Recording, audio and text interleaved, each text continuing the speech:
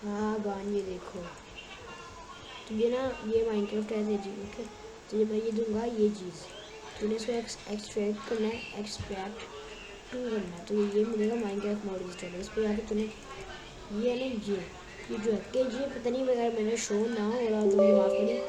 तू यार यस करेगा ना, तेरे सामने क्या खुलेगा, अभी मेरा खुला नहीं, जब मेरे खुलेगा तो जाता हूँ।